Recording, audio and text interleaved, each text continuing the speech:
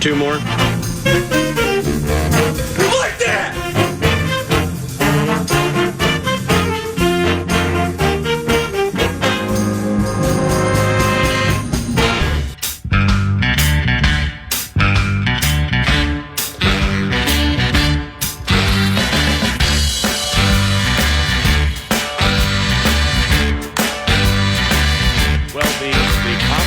Of catastrophe is a wheel that just keeps on churning for these Minnesota Vikings. Welcome to Cleveland, Ohio, and we thank those of you listening to the wildly successful and highly touted Power Trip Morning Show for lingering into the 9 to noon presentation. And we are at the team hotel, the Minnesota Vikings Hotel in Cleveland, Ohio, preparing for joint practices today. And this is 9 to noon. I'm Paul Allen, and joining me on site is Gabe Henderson with the VEN. Yeah, you know the Vikings Entertainment Network and Vikings.com. Follow him as a 9 to noon does at Gabe A. Henderson via the tweet machine. It's from the devastating news with Kyrie Jackson through Jordan Addison and Mekhi Blackman with the ACL, and now the the JJ McCarthy news. It's just a wheel that keeps on churning, and now, boom, we have that meniscus. And as the Power Trip so adroitly and eloquently handled today, the A topic is just the waiting. Copyright Tom Petty. The waiting, I guess for some would be the hardest part. It's a big day on the McCarthy news front regarding how long the affable, gregarious, hockey-first kid is going to be away. Good morning, and what do you think about all this? Good morning, PA. Good to see you in person and be in Cleveland. And yes, sir. Hearing the news right before we got on the bus to head to Cleveland yesterday was devastating for a lot of us. But thinking about JJ McCarthy's progression so far through mini camp, training camp, and now the first preseason game, it was a huge blow. And ultimately, you hope that this is more short-term than long-term as far as fix. We don't know as of right now. But as we look at it in its entirety, I think of the big picture, right? And if you're this Minnesota Vikings team, that's another reason that you don't have to rush J.J. McCarthy to play right away. That just develops his maturity, develops his mental, and hopefully he can build his muscles and build those joints in the meantime. So devastating news, but hopefully this is a minor setback for a major comeback. Kevin O'Connell, coach of the Minnesota Vikings, is speaking right before the joint practice today, so expect that a little later. Following the practice, the intent is for yours truly to sit down between coaches Kevin O'Connell and Kevin Stefanski, who was with the Minnesota Vikings for a decade and a half, beginning as Brad Childress's right-hand man, one of the great multitaskers I've ever met in my life. He can just do so many things at a high level and do them all at one time, and then eventually left after being the offensive coordinator for the Vikings in 2019. The final game was the game at San Francisco, where the 49ers beat the Vikings and kind of trucked them with Raheem Morris and Matt Breida and those running backs and everything. Then they went to the Super Bowl, and they were an overthrow from Jimmy Garoppolo to Emmanuel Sanders from winning the Super Bowl. So pretty good 49ers team they hooked. That was Stefanski's last game. He had been courted by the Browns for about a week and a half. And quite honestly, and this may come up today when we record this interview, which we'll play tomorrow 9 to noon, is he was kind of uncertain, as to whether he wanted to go to Cleveland.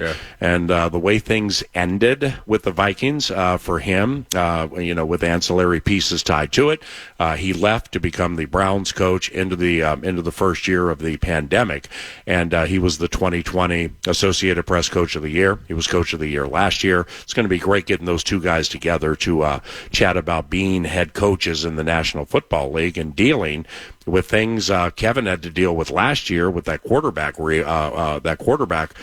wheel that just kept turning, and you go through 4 of them, and the Browns were just devastated last year with injury. I think they might have used 5 quarterbacks. They definitely used 4. They're the only team in the NFL, in the history of the NFL, I believe, to use 4 or 5 starters and make the playoffs. But like Nick Chubb, they lost him and everything. So these guys have been to injury-related handling school, and now Kevin's dealing with it with J.J. McCarthy, but we ride the same bus to the airport, and we talk to a lot of the same people and stuff. Tell me if you got the same common thread I got yesterday. Is okay, this sucks. And if it's a short-termer, that would be preferred because then he could be he could be in practice and, maybe run the scout team, certain stuff like that. And if it's not, then you deal with that. However, the right people, I believe, have seen enough to dagger. We know what we have. Yeah. We know we love it. Yep. We know it'll come back strong. This is a metaphorical bump in the road. This is a metaphorical mogul. But they're in love with this guy. Rightfully so, and I do agree with you on that. As far as this Vikings coaching staff, this Vikings front office, they know exactly what they're getting with J.J. McCarthy, and it's something that I said a few weeks ago when just evaluating J.J. from practice one when he first got here in rookie minicamp until the last training camp practice before the most recent preseason game, and I said J.J. McCarthy doesn't make the same mistake twice. Like, granted, he's young. Things are going fast, but he learns from his mistakes, and he spends a lot of time in the film room, which ultimately shows up on the field. He ultimately showed up last week, preseason game number 1 against the Las Vegas Raiders, and now you see what you got in him. Yeah, this injury is unfortunate, but it's like, hey, everything we thought that we were getting from J.J. McCarthy, we got that last week, so let's make sure he's 100% healthy before we put him back out there on the field. Well, when you say from the first time you started watching him and or meeting him at rookie camp, and then through mini camp and then through the training camp, when you say he doesn't make the same mistake twice, I've heard that a bunch before too, but I think a perfect example is that Raiders game. Yep. I mean, he threw that pick and didn't crush himself emotionally or like get too down, throw clipboards, cuss, stuff like that. Came right back, made the team pay. With 2 touchdowns at that. And I knew J.J. McCarthy was going to be a good quarterback just based off of his first throw. It was like a 15-yard dig route, in route. In the game? In the game. Yeah. And he fired a bullet. And I want to say it was Jalen Naylor that caught the pass. And I was like, for all the critics that said J.J. McCarthy doesn't have the arm talent or he's a one-arc thrower, this first throw in the NFL just proved to everyone that he has arm flexibility, arm capability. And we've seen him make just unbelievable throws this past Saturday in the Las Vegas Raiders game. And if you rewind back to that first rookie minicamp and just seeing J.J. Try to figure it out, only putting the ball in certain spots. And it's like, hey, you're a half step late. Yeah, you're making the right decision, but you're a half step late. And to see how that has progressed to last week, I'm like, hey, this guy – he's ready to make plays when his number is called. Well, in learning this yesterday, and I didn't learn about it until I was driving to the facility. Then I listened to KOC on KFAN, and then we get to the facility, start talking about people, and hear a lot of the things that we've shared now. So then you get to Cleveland, you go to the Guardians game, we chill, and here we are doing 9 to noon. So a day has passed, and it's like you settle into the joint practices, the one-on-ones between the offensive and defensive lines both ways, they're going to be phenomenal. The one-on-ones inside the 20 with the receivers, they do it all over the field, but I think there's some red zone one-on-one receiver DB today. Yeah. Well, that's Denzel Ward and Justin Jefferson, and let's just see who wins off the line and why. I mean, that stuff I just think is going to be so much fun. But, the mistake I made was like on Twitter, and you'll see on the right, like sports trending or whatever, or trending. And so I clicked on McCarthy, and I made a mistake by doing that because I looked at 4 of them. The first 4 that I looked at went like this. All right. At ML Football, whatever that is. 2016 Teddy, devastating knee injury. 2017 Sam Bradford, knee. Now, Bradford on Monday Night Football against the Saints played so well in Dalvin's first game in the NFL that he became NFC Offensive Player of the Week, messed up his knee, and he well, now the team ended up being good with Keenum, but nevertheless, devastating quarterback news. 2023 with Kirk at ML Football wrote MVP form, Achilles, and that's over. And then 2024 McCarthy with the meniscus, just awful luck. So that brought me down a little bit. Then I went to Chase Daniel, former NFL quarterback. Yeah. Chase Daniel, I think he played in Missouri. Chase Daniel, he tweets, what could have been for the Minnesota Vikings. Goodness. Impressive is putting it lightly. and he did a full all-22 breakdown of the Raiders game. Got to listen to it. I mean, he's like, this dagger. I mean, look at the shoulders, and look at him hold the safety, and then boom. After that, there was a Megan with an H, and all you see is a picture of a glass of red wine, and then she writes, "This is because of you, J.J. McCarthy's meniscus." So that made me a little sad. And finally, the Brohian, yeah, and he tweeted, "Just let me mourn in peace," with a picture of a person laying on the ground, crying in the rain. But finally, J.J. McCarthy tweeted, and this one hit me a little bit. I can't wait to see him, man. He's not here, but I can't wait to see him. J.J. McCarthy tweeted, "Love you, Viking Nation. I'll be back in no time. Amor fati," which is Latin for love of fate. Yep. So I saw all that, and I was good, man. But then that saddened me a little bit. It sounded like you went through a whole wave of emotions, just trying to, I guess, soak in, the reality that J.J. McCarthy won't be with us for a little bit due to an injury. But, Amor fati. Yeah, seriously. And you think about that, and it's just it's our Vikings fans. It's our Vikings nation. Like, our fans really care about our team. And when we have a level of success, you really get behind that. And to get, kind of the chair pulled out from under you in dramatic fashion after J.J. McCarthy had a game like that, it hurts. I mean, you look at Twitter, you look at social media, and you see all the tweets. Like, I got text messages from people like, man, like, why can't the Vikings have nice things? And it's one of those things where you just roll with the punches, right? And if J.J. McCarthy, if that tweet is true, he'll be back in no time. I think that should make Vikings fans very excited for the future. Gabe Henderson, I'm Paul Allen from Cleveland, Ohio. The Vikings have a joint practice today and tomorrow against the Cleveland Browns. Some non-McCarthy-related topics coming up around the corner, and we thank TimberTech and TimberTech.com. What's on deck 9 to noon today includes about an hour and 15 minutes from now, former Browns wide receiver Keenan McCardell, wide receiver coach for the Vikings. He will be in this makeshift ballroom from which we are doing the radio show today, and Alec Lewis with The Athletic. He's in Cleveland, and he'll stop by the team hotel to share some thought about J.J. McCarthy and much more. I'm Paul Allen, got main man G here. You're listening to 9 to noon.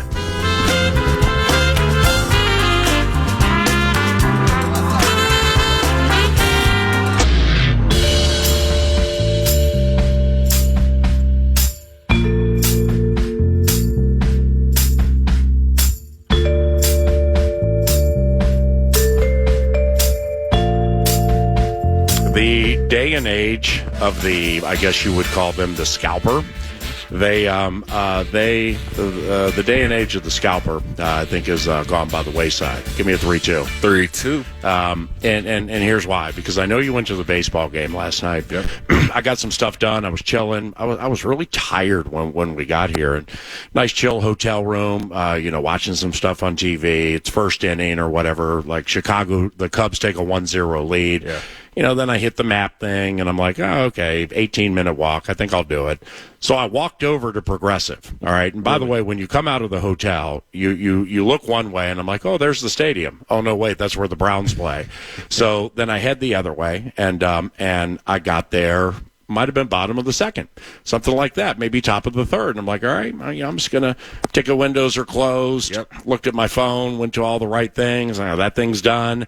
All right, cool. Where's anybody out here got a ticket? I mean, I walked 3/4 around that sucker looking for somebody being like, hey, I got a ticket here. And just couldn't find anybody. Really? There was no way to get into the thing because you were in 129 and you sent a picture of your seats, and I was going to surprise you. And I couldn't get in. I just walked, got something to eat, came back. So you didn't go to the game at all? I did not go to the game. And do you know how frustrating it is? Like, it was 1-0 Cubs. And then I'm outside the stadium when the Guardians tie it. So you know how frustrating it is being out. It's like being in like an alter ego outside of some bubble where the whole world is taking place and you can't get in. Because I hear the place going nuts and I got no idea what's happening. I'm like, let me in. I'm like holding the bars like, let me in. It's funny because, like, damn, man, I couldn't get in. I feel bad for you because it was for. Well, yeah, because you shut me out and asked somebody else. Well, you know, I invited you. I know, and I was slow to. I was slow. Well, I texted you from my third or fourth phone, so I didn't know if you knew what number you were getting it from. But I don't know, man. I sent the text. Your phone situation's ridiculous.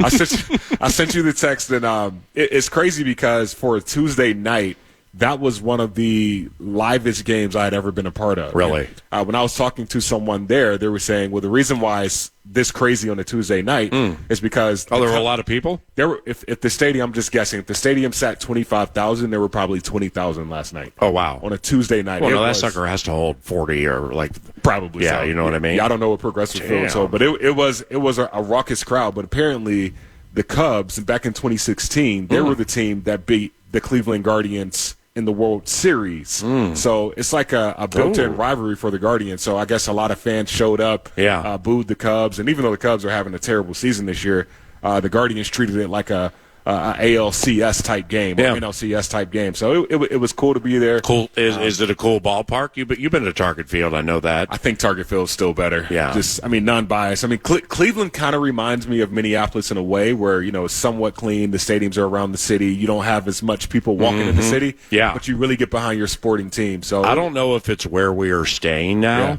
It's a sleepy city. For sure. You know, it's like, and I walked around that thing for a combined hour last night getting food to the stadium, back and everything. They have some really nice inner city parks. Yeah. Did you walk through some of those parks and those pathways and everything? Yeah, there's one like right across the street from our hotel that we're staying at right now. It's just like it's very green, and it kind of reminds me of the right Twin on City. Lake Erie. Right, and I mean it's about a 7-block walk. So I mean we were right downtown walking through the city. But I enjoyed Cleveland last night. Beautiful night for some baseball. I just hate that my friend PA couldn't get into the game. Yeah, you. I'm glad you like live sporting events. Love them. You know, because I do too. You know, I went to a lot of Wolves games last year. Been to a lot of Wild games. I haven't been to as many Twins games during the course of the summer as I would like to go to. I've actually been to more Rockies games the last 2 or 3 years than I have Twins games. Visiting child, but it's to be. You know, to be in the ballpark and just everything that goes with it. It's a unique experience. It's, you know, it just as with Ella, okay, with your daughter. I mean, you're going to bring her to so many wonderful things, and you know, I've taken my kids, Derek and Nicole, to so many different sporting events over the years that, like, when Viking season begins, they both get really excited, not necessarily to watch the games, but to go to the games. And those moments that you get with your kids at this age, like, you don't forget about those moments. You know, they won't either. So my daughter, she's 15 months right now. She doesn't remember anything. But the fact that she has show. Oh, for sure. No, baby's got show. That picture you showed me yesterday with her arms outstretched, looking at the camera, smiling. I'm like, she's like, here I am. Yeah, here's baby. You know, she's beautiful. Appreciate it. It's her world. And just speaking of live sporting events, like I know I'm younger, but I'm old school. So like when it comes to football in particular, live sporting football events, like I enjoy outdoor stadiums with natural surfaces. Right. So like the Ravens, or like we'll see this Saturday, the Browns. Like those moments are moments that I'll never forget, and I really cherish those live sporting events. So the timetable for J.J. McCarthy's L, otherwise known as his meniscus, it determines, I would imagine, if they pursue a quarterback. And you know, like when I walked up on outside of those meeting rooms and everything to fill the thermos with coffee, pick up some drink, my head was down. I'm like, nah, I'm just nobody's asking any questions. I ain't looking at any rooms. You know, I ain't looking at any sheets here or anything. Let's get the coffee and let's get out of here, because it's not exactly tenuous, but this is a big day where, you know, it's going to be determined, if it hasn't already, if it's going to be a short-term meniscus injury, or if it's going to be something that costs him all reps and all activity during the course of the year. So that will be unveiled later. Once again, Kevin O'Connell chats before the joint practices, so we definitely will get some information there. But don't you think, the Power Trip asked me this morning, and the question came up yesterday to O'Connell, so do you pursue another quarterback?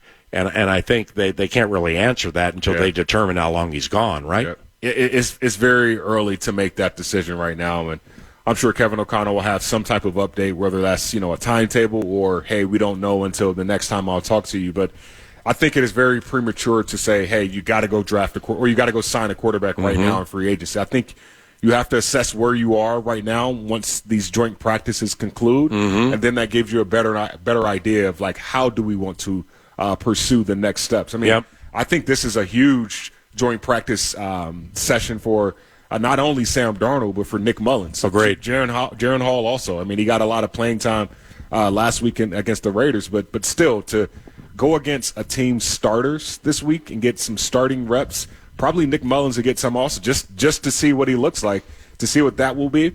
It will be a telltale for what the Vikings will do in the coming weeks, depending on how J.J. McCarthy's injury shakes out. This, from a either coach, player, or media perspective, the joint practice today, specifically the media, because that's the conduit to the fans, and it helps formulate opinions. When you're following those, you eventually long-term deem to be reliable. This would be a bad day for Darnold to get flummoxed, for Darnold to just... I'm laughing because you're smiling because I'm just like, this would be a bad day for the Aiden O'Connell, Gardner Minshew training camp practices to break out for the Vikings. Yeah, we need some quality work today. Yeah, let's just not let it happen. Reps, and hopefully Sam his reps don't get minimized by things that don't happen in the play. So I'm excited to see how many. Well, the Browns are all banged up. Yeah. I mean, what they're doing, Myles Garrett is practicing in training camp. He's not banged up. They're just minimizing his reps. Yep. Defensive player of the year, though. I mean, if everybody gets 70, well, he gets 30. If everybody has rules, Myles has guidelines. But Dalvin Tomlinson's not practicing. Jordan Hicks is not practicing. I don't think Zadarius Smith is going to practice today. 3 former Vikings.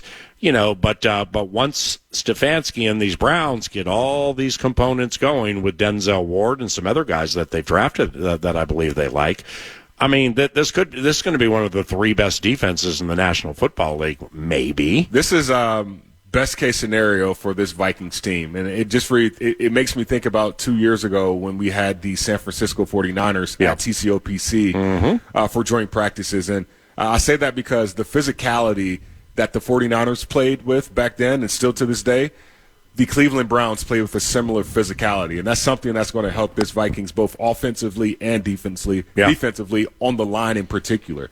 For a guy in Christian Darrisaw or Brian O'Neill to go against Jeremiah Owusu-Koramoah or Myles Garrett and one-on-ones, that's quality work. For Byron Murphy to go against Amari Cooper or Jerry Jeudy, that's quality work. So I think not letting David Njoku get loose in the middle of the field. Right. Even the hometown kid, Ivan Pace, who's from Ohio, he's from Cincinnati. But for him to go against those tight ends, Njoku and some of those guys, this is going to be quality reps. I mean, we don't know how much the Browns are going to play their starters in preseason game number 2, but hey, we're going to get some. It'll be none. We've seen, we talked about this last week, 9 to noon, and Kevin rolled out his ones for the most part, the ones who could go. Yeah. Likewise for Antonio Pierce. The McVay way of laying off all your ones and your key twos. And if you don't have joint practices and if you don't have productive joint practices against the right team, well, then some of them need to play during the course of games. Yep. I mean, Stefanski was deep in his, we're talking 2.5s and 3s, and if there were 4s, they played in that first game against Green Bay. Yep. Deshaun Watson's coming back off injury. He's not going to get hit, obviously, during the joint practices, but that's where he is, where he's getting cleared for contact. He's going to play in the final preseason game. At least that's what I believe, according to some reports that I read. But the joint practices today and tomorrow, it's why put your best players through game-like situations that are closer to the regular season speed and tempo and physicality, and then do it again a couple days later. Right.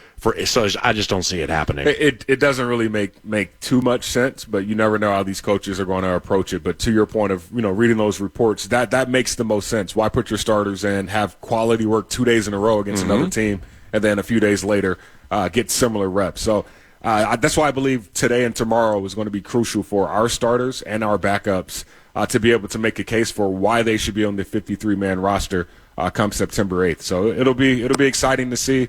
I'm hoping the fights are at a minimum, if at all. I think they will be. I hope so too. Two good coaches. Well, right, but I mean, it's from what I'm learning, like off the joint last year against Tennessee. Yeah. All right, so O'Connell and Vrabel know each other. I'm not going to say they're dogs, but they know each other. Yeah. O'Connell and Stefanski know each other because they do the same thing. But then you have Kwesi Adolfo-Mensah, Andrew Barry, their GM. Kwesi worked here. Nick Mullins used to play here. Pettin was a head coach here. McCardell was a wide receiver here back in the day. Then you got all those Vikings connections on the other side. Yeah.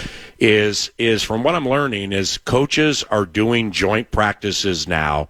They're doing their very best to do them with groups they know they can trust. Yeah. That we can get together and we will talk about this and lay out this.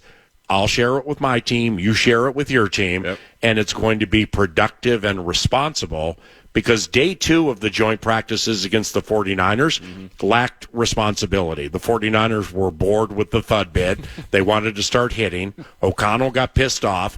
Kept putting JJ over the top for 70-yard touchdowns. They couldn't stop. Yep. And then last year, the T.R. Tart thing, with Bradbury. So that got a little out of control on day 2. So I think it's going to be mostly controlled. I hope so. And to have two really good, quality head coaches in Kevin Stefanski and Kevin O'Connell at the helm of both teams, I think the respect level will be at its all-time high for both teams. Like you want to just come out here, get some quality reps, stay healthy, and then go home and get ready for the season. Like there's no point to be, wasting daylight, as a lot of coaches would say, wasting daylight on things that don't pertain to the game of football. These are work days. These are big-time work days, big-time evaluation days, and I think every rep is going to matter for everyone involved on both of these teams. Well, as injuries go, like taking the next step, okay? So you have Dallas Turner, and you have others, but let's, Grenard didn't play in the Raiders game, and he's going to be very, he's going to be all over the place today. But he had 12.5 sacks last year. He's played the game. Dallas Turner, from rookie camp through mandatory mini, through training camp, through the sack against the Raiders. Well, like something I'll be looking forward to today is Stefanski's down. I think 2 or 3 offensive tackles. His starting left and right, both are out. I mean, they're hurt. They'll be back, but they're hurt now. So they're using a guy. I think it's James Hudson, the second or the third at left tackle. He's not even a tackle. I'm not sure they're going to do one-on-ones today with like ends and tackles. Maybe that's tomorrow.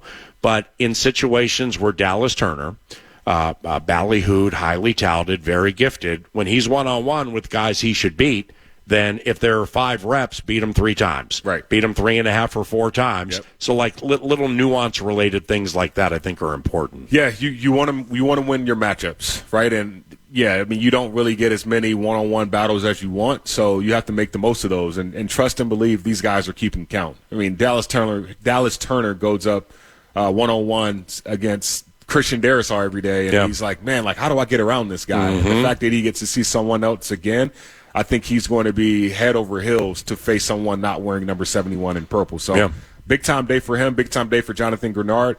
Also, I'm interested to see how Patrick Jones, the second, looks in one-on-ones. If you talk about interior pass rush, we know Patrick Jones moves both interior and on the outside when rushing the passer. So if he gets some of those reps today, how does he look in a contract year? Is he making that next step in his career? Because I believe he's going to be a valuable piece for this Brian Flores defense when it comes to getting pass rush. So a lot of guys I'm watching, especially in those one-on-ones, but Patrick Jones the second is one that's really top of mind for me. And lastly, I want to see Jordan Addison pop. Okay, now we know Jordan can pop. We watched last year. Yeah. But and you know what? I have no steam on this. I'm just riding discernment right now, and if I'm wrong, I'm wrong. Ever since that off the field situation, it's, he's not the most talkative thing in the first place, kind of a to himself guy. It's like watching him do punt returns early in training camp, and there was nothing great with it. Watching him, he's good, he's fast, he's a problem, but I just wonder if something's still on his mind where it's just, I'd like to see him full speed today, beating somebody off the line, feeling good about his lot in life, and recognizing that mistakes happen, and the dwelling's ridiculous. Just move on. You can't change it now.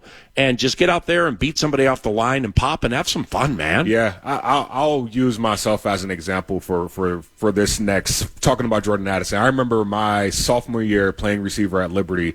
I was transitioning from the quarterback position, and my coach would always say, like, hey, I know you're into it and you're trying to learn the new receiver position, but your body language means everything. Right. Like, we know you care. Like, we know you're going 100%. Yeah. Like, in between plays, just watch your body language, because that's what the coaches are watching in between the plays. Because when the ball is snapped, dude, you're running 100%. Yeah. But after that, that's what really matters. And I think when it comes to Jordan Addison, when his body language is on, he's probably a top 10 receiver in the NFL. Even when his body language is off, like, you look at this guy and say he's a top 10 receiver in the NFL, but when it comes to becoming a professional in the league, and you see some of the pros do what they do best, what they do when the play isn't going on is something that makes them great. And that's something that I'm excited to see Jordan Addison do as he continues to progress. Thanks for the help, my man. Appreciate you. I'll see you out there today, okay? Yes, that's a Gabe Henderson at Gabe A. Henderson via Twitter. By the way, regarding the McCarthy news, we'd like you to text and or leave talkbacks via the free iHeartRadio app. The text is 64686.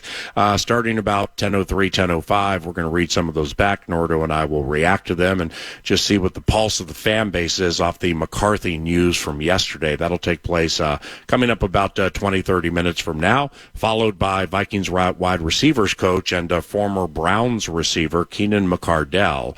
He will join the radio show an hour from now, but when we return, PFT, Mike Florio joins 9 to noon. I'm in Cleveland for the Vikings joint practices and preseason game, and you're listening to KFAN.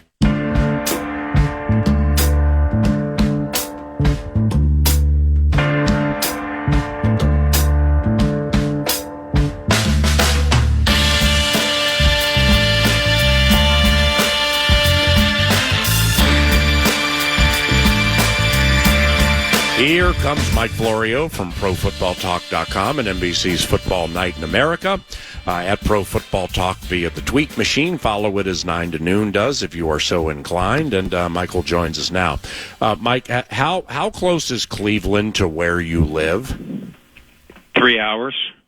Yeah, that it's not that far. I was kind of hoping that you drive in for the joint practices, maybe take in one and do PFT live and stuff like that, and maybe it'd be a break from the monotony. Not that there's monotony. And good morning. How are you? First of all, is that an invitation?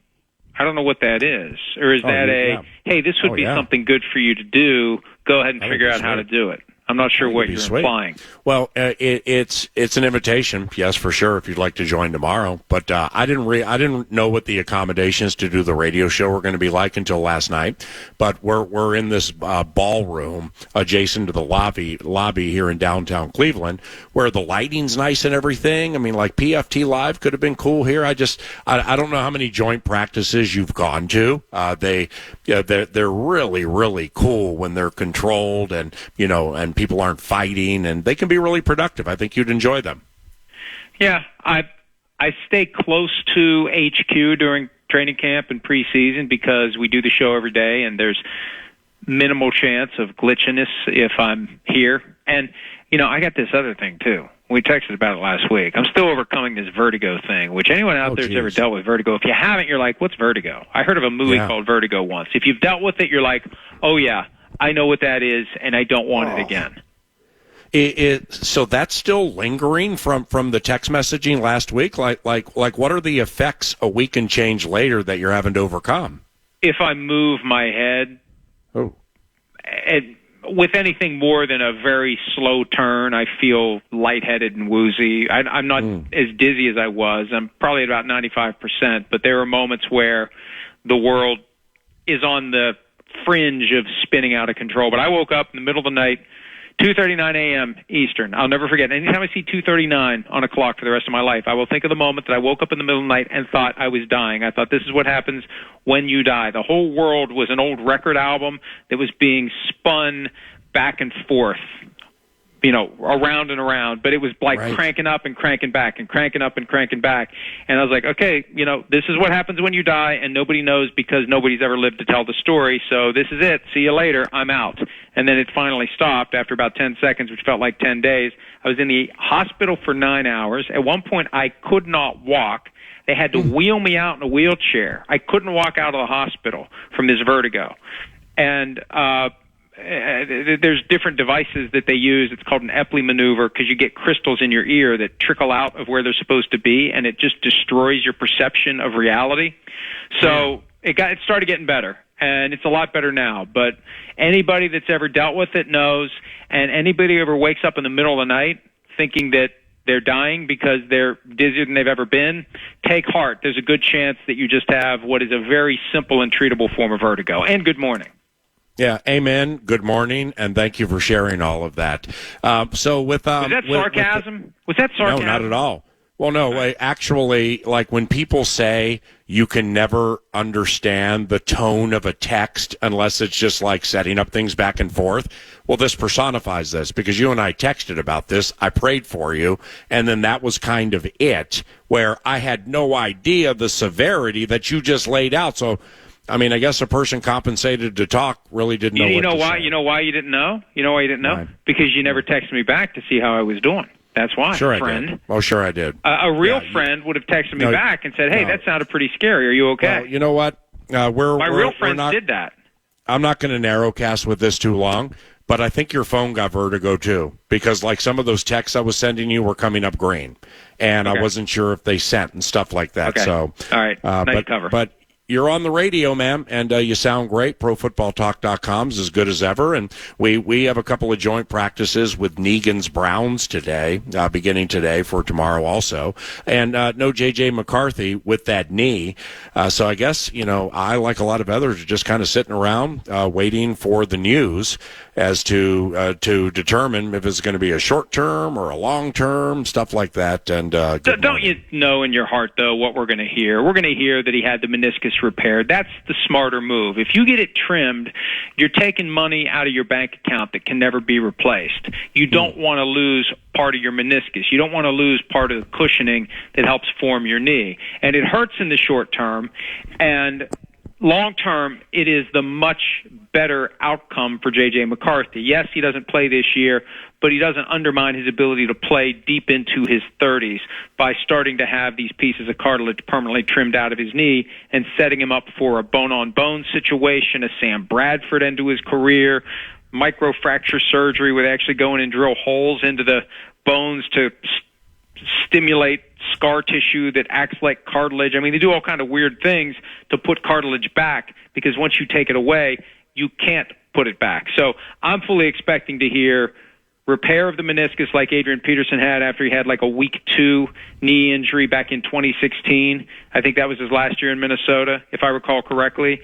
And we won't see McCarthy until next season. I'm fully expecting that. I'll be surprised if we don't. And when you look at his tweet, when he signed off with Amor Fati, which is Latin for love your fate, he knows. He knows, I think. He knows at a minimum there's a hell of a chance he's not playing this year, and I think that it's pointing to Sam Darnold and company this year and J.J. McCarthy debut next year, which isn't necessarily a bad thing.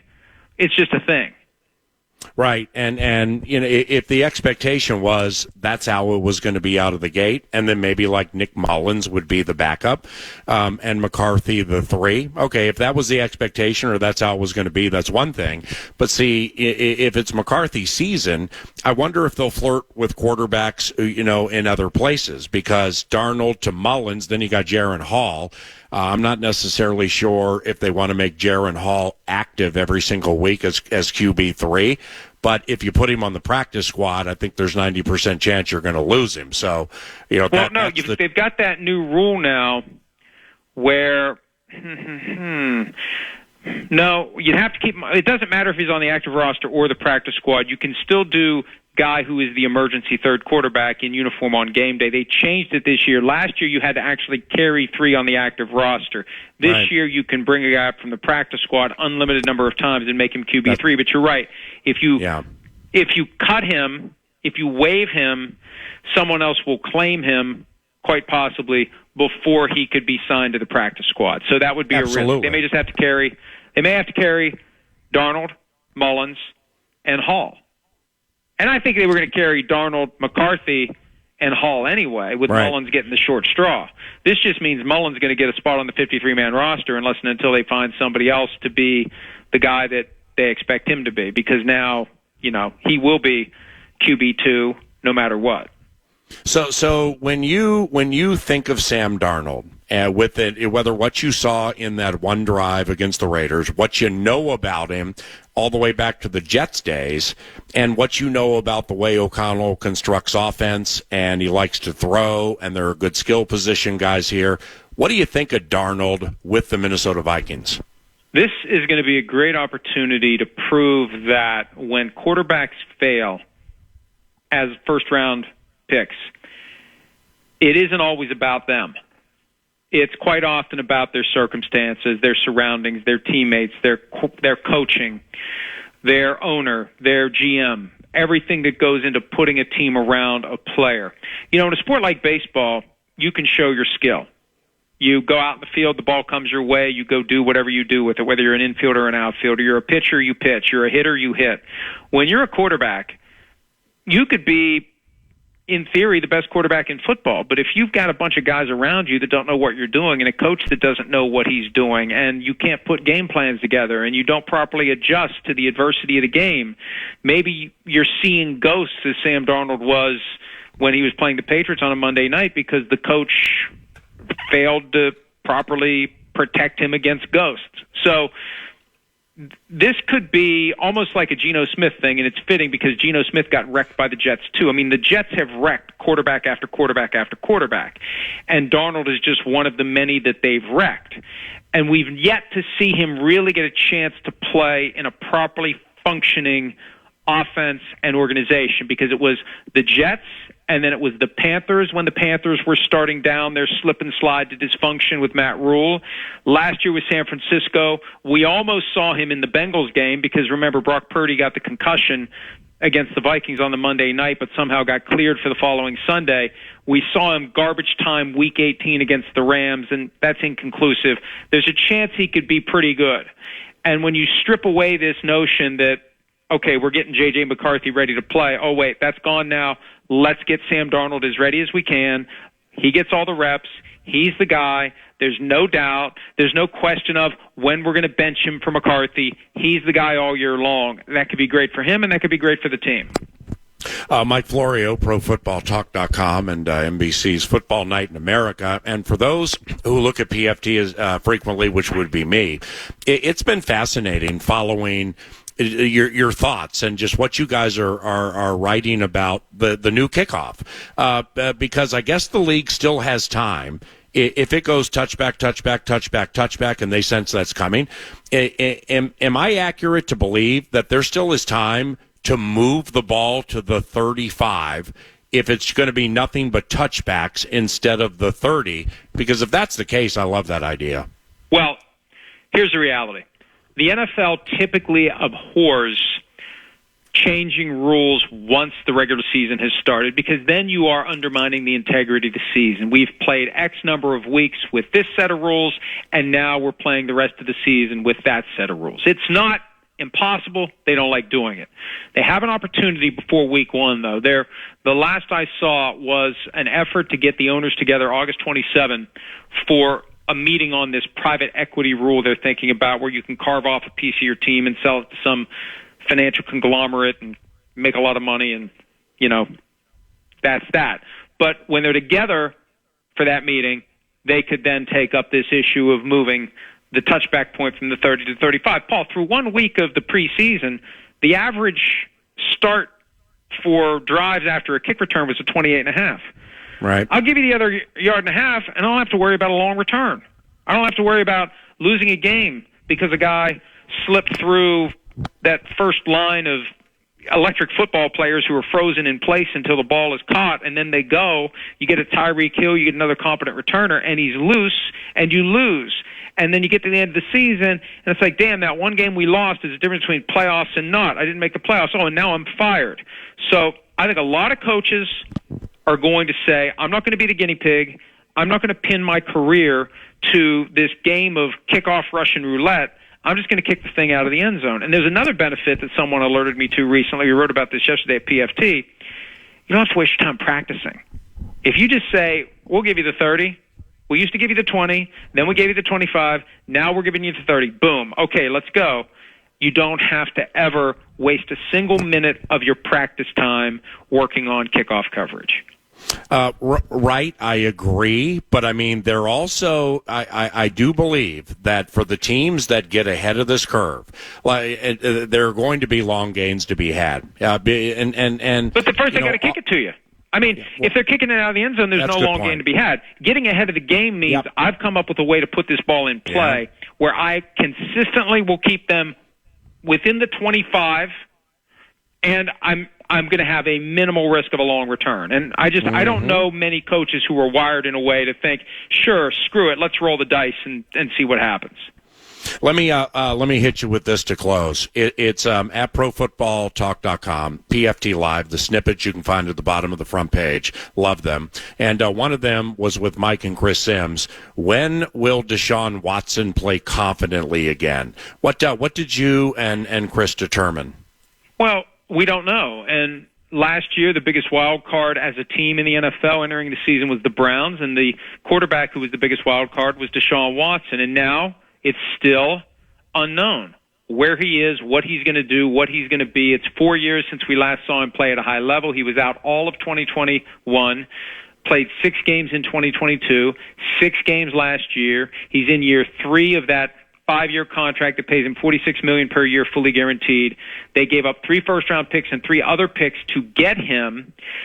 When is he going to give them a return? And how much of his play is affected by, number one, all that off-field stuff that resulted in the suspension. Number 2, all the expectations that come from the contract. Number 3, the pressure that comes from knowing if they hadn't traded for me, they'd have these 3 first-round picks that are making a hell of a lot less than I'm making every year. Collectively, they'd be making less than he's making every year.